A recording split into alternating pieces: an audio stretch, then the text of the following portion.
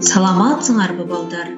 Биздин бүгүнкү сабагыбыз кыргыз тили 5 класс 4 чейрек үчүн. Балдар, азыр жаз мезгили. Айлананын бардыгы жашыл түскө боёнуп, бай-чечекейлер чыгып баштады. Андыктан мен силерге ар күнүңөр бай-чечекейдей бажырайып ачылган гүл болсун демекчимин. Анда жагымдуу маанайга көңүлүңөрдү бурайын. Эмесе балдар, маанайыңарды комуздун коштоосунда бай-чечекей деген ырды аткаруу менен көтөрүүгө аракет кылайын.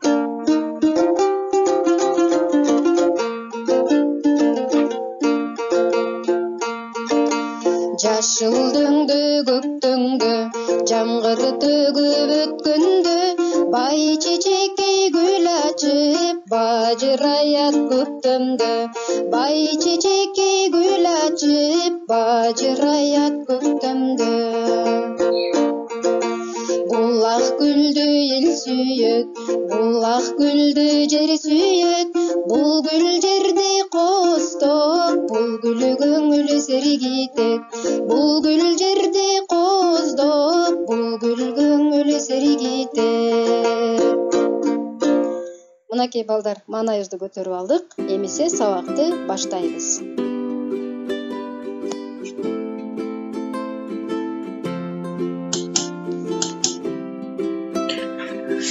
Ырлар аркылуу сын атооч сөздөрдү табабыз. Бир өөнүн тону жеңилдеп, кийбегиле балдар ай. Бир өөнүн аты семиздеп, минбегиле балдар ай. Бул жердеги сын атооч сөздөр кайсылар балдар?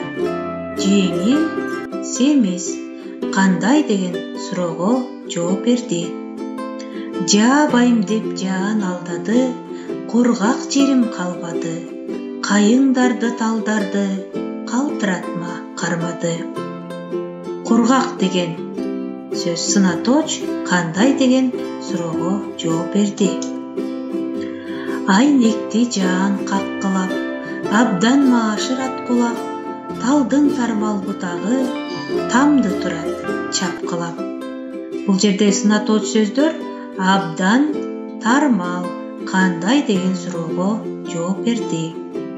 Тоодой тулпар ат минген, карагайдай камчы алган, кынсыз бычак байланган, кышкы шамал бороондой кары бетине айланган.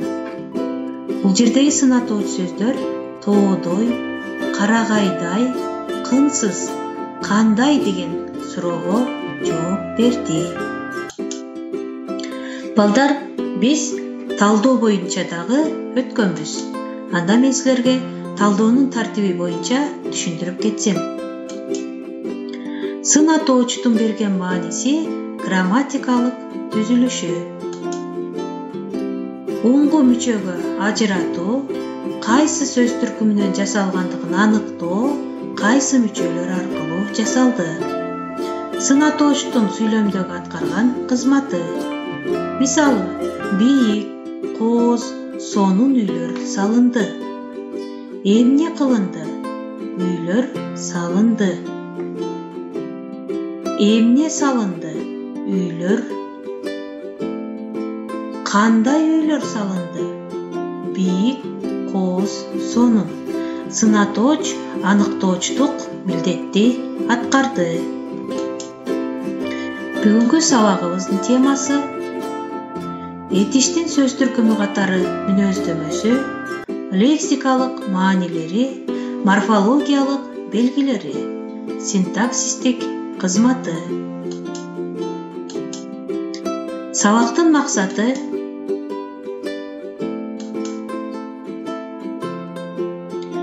этиштин сөз түркүмү катары мүнөздөмөсү, лексикалык маанилери, синтаксистик кызматы боюнча түшүнүк алышат. Ар кыл турмуштук кырдаалдарда этиш сөздөрдү так, туура, сабаттуу, орундуу, далилдүү сүйлөп жана жазууга көнүгүшөт. Этиш сөздөрдү сабакта пайдалануу аркылуу бири-бирине сылык мамиле жасоого тарбияланышат. Этиш. Этиштин сөз түркүмү катары мүнөздөмөсү. Заттын кыймыл-аракеттин ал-абалын билдирүүчү сөз түркүмү этиш деп аталат. Этиштер эмне кылды, эмне кылат, эмне кылып жатат, эмне болду, эмне болот, эмне болуп жатат, кантет деген суроолорго жооп берет. Этиштин лексикалык белгиси заттын кыймыл-аракеттин ал-абалын билдирет. Синтаксистик кызматы. Этиштер сүйлөмдө баяндоочтук, бышыктоочтук милдет аткарат. Ээ менен жак жана сан боюнча ээрчишет. Балдар, көңүлүңөрдү этиш боюнча видео тасмага бурсам, этиш деген сөздөр катышат бекен, көрөлүчү.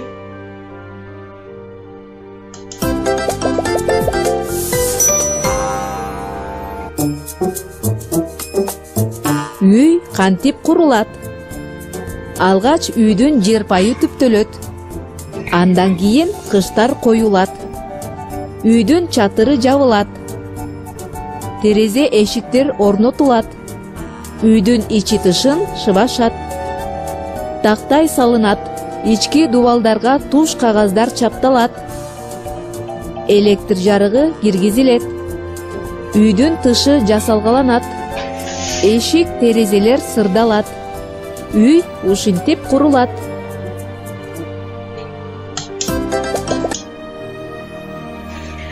Балдар, бул жерде этиш сөздөр катышты. Булут калкыйт. Эмне кылат? Калкыйт. Күн тийди. Эмне тийди?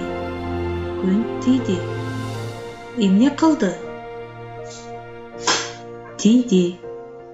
Кубан кубанды. Эмне кылды? Кубанды. Айгүл жасады. Эмне кылды? Жасады. Бакай менен Арсен топ ойношту. Эмне кылышты?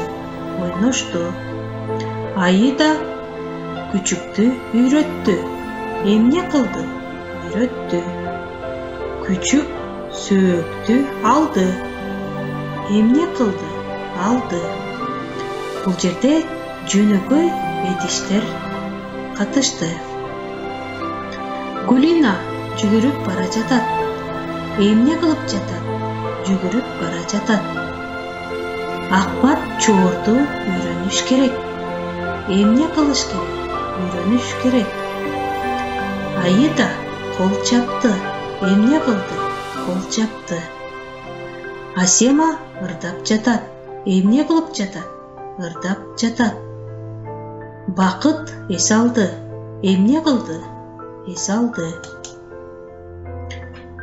Азамат футбол ойноп жатат. Эмне кылып жатат? Футбол ойноп жатат. Эмне кылды? Жайкы каникул кызыктуу өттү. Эмне кылды? Өттү. Айгерим ысык көлдө эс алды. Эмне болду? Эс алды. 3 айдан кийин кыш келет. Эмне кылат? Келет. Балдар муз тээп ойношот. Эмне болот? Ойношот. Айбек отурат, ойнойт, курат. Бул жерде бир өңчөй этиштер катышты. Биздин үй бүлө майрамдашат, тосушат, кубанышат. Бул жерде да балдар бир өңчөй этиш сөздөр катышты. Анда көнүгүүлөргө көңүл бөлөлү. 440 көнүгүү. Этиштерди тапкыла, сүйлөмдө кандай милдет аткарды? Сүйлөмдөрдү толуктап жазгыла.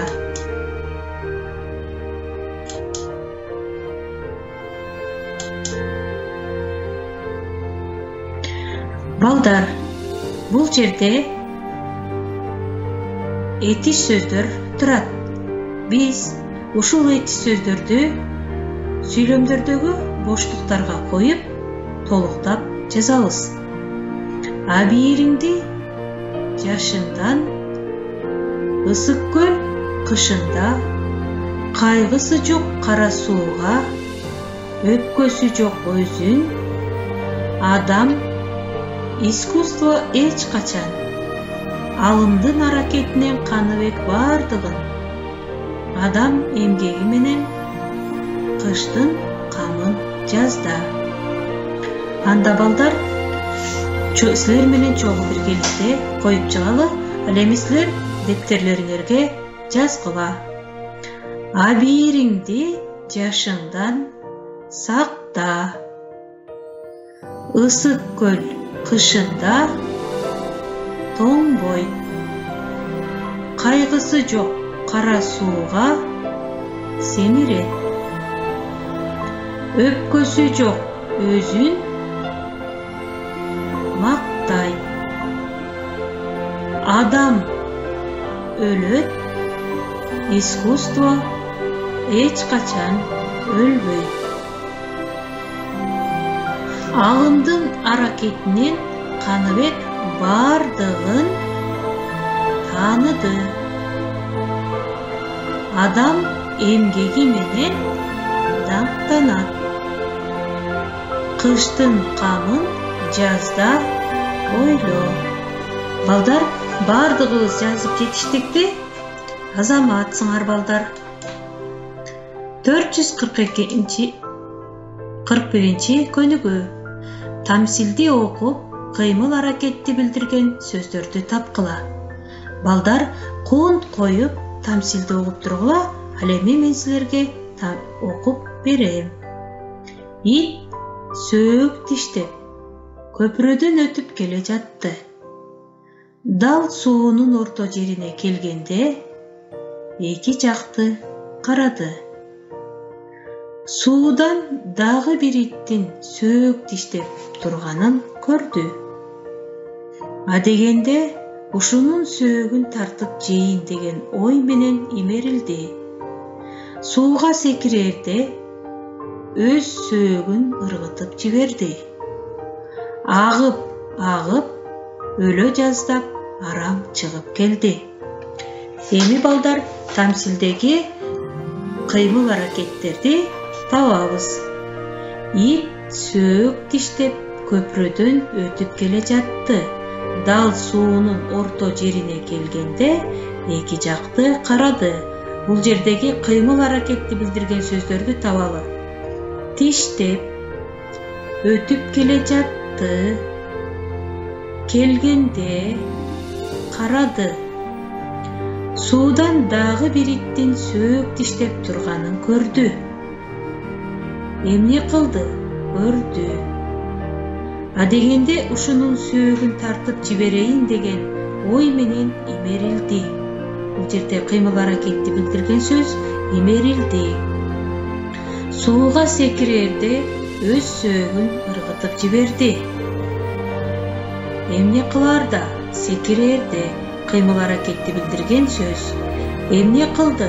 Ыргытып жиберди. Агып өлө жаздап арам чыгып келди. Эмне кылды? Арам чыгып келди. Кыймыл аракетти билдирген сөз балдар. 442-ci көнүгү. Берилген сөздөрдү катыштырып, сүйлөм түзгүлө. Эмне үчүн булар итиш деп аталат? Ырдады, иштеди. Сүйлөдү, окуп жатат. Батты, кетип бара жатат. Отурду, сайрап жатат. Балдар, сөздөрдү катыштырып, сүйлөм түзүп, анын булар эмне үчүн этиш болуп калгандыгын аныктап айтабыз. Анда кыргыз эл жомогу алданган карышкыр жомогуна көңүлүңөрдү бурайын. Алданган карышкыр. Илгери капчыгайлардагы коргул таштардын арасына бир түлкү ийин жасап алып, анда көп жылы жашап, тарыйынга эч ким каттабаптыр. Бир күнү күн аябай суук болуп, түлкү ийинден чыгып, тамак издеп жойлоп жөнөйт. Ал кетери менен ачка, кынжыйган бир карышкыр түлкүнүн келишин күтүп, ийинге жатып алат. Түлкі жолу болып, құрсақты қампайта тойғызып, кешке жоқ иінге келді. Қараса, қарышқырдың өзі дару ойлана қалды. Егер қарышқыр болса, мені су қойып қойды, амал табайын, деді. Иіндің оғызынан алының бардығынша, «Инем, барсың бы? Мен келдім!» деп оғынсалағы қырды. Қарышқыр болса, чоң жұртқы чайбан келген екен деп, бұл кетпейді мұп қылады. Түлкі дағы чиқылдады. «Инем, сен су емессің го? Келгенімде жауап берушілің? Ал қайраттың қайда кеткен?» Қарышқыр түлкігенін білгенден кейін, «Ау!» деп оғынсала күркіріп жауап береді. Түлкі болса қарышқырдың бар екенін біліп, «Ошентіп байыл айтпайсың бы? Мен қарық оңап, тазаланып келейін?» деп шылты олып тұрып, жылт қояды.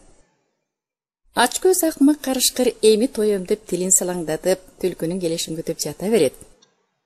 Аң олап жолы болбай келатқан мергеншілер иінді көріп, қапқан салып қойса, қарышқыр түшіп қалады. Ошентіп түлкі амал менен бір ажалдан қалады да, қарышқыр алданып өлген екен.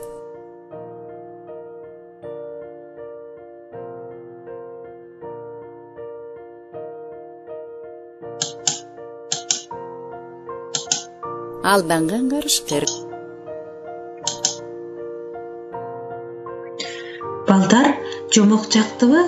Анда сыр құржындың içinde жомоқтор қамтылған. Сілер ушул сыр құржындағы жомоқторға жооп берүү менен менин WhatsApp группама жөнөтүп коесуңар деген ишеничтемин. Балдар, силерге кайсы жомокту уктуңар? Түлкү кайда жашаган? Түлкүнүн ийине ким келип жатып алган? Амалдуу түлкү кандай ойго келди? Карышкыр түлкүгө эмнеге алданып калды? Акмак ачкөз карышкыр ийинден кимди күтүп жатат? Акыры карышкырдын жашоосу эмне болду? Балдар, силерге жомок жакты беле? Анда балдар, сыр куржунубуздун экинчи тапшырмасына көңүл бөлөлү. Сүйлөмдөрдү этиш сөздөрү менен толуктагыла. Жомоктон үзүндү алынат. Эсибизге түшүрүп, ордун толуктайбыз. Илгери капчыгайлардагы коргул таштардын арасында бир түлкү ийин. Көп жылы тар ийинге эч ким. Бир күнү күн аябай суук. Түлкү ийинден тамак ал кетери менен ачка кынжыйган бир карышкыр түлкүнүн келишин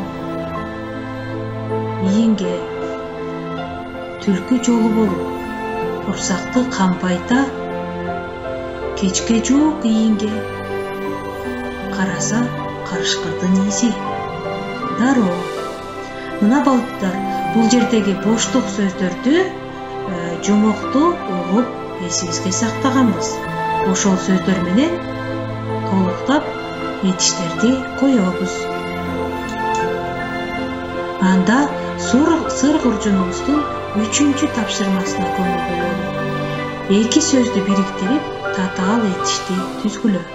Бул жерде сөздөр ар кандай жайгашкан, силер өзүңөр таап коюп жазасыңар. Жардам, көтөр.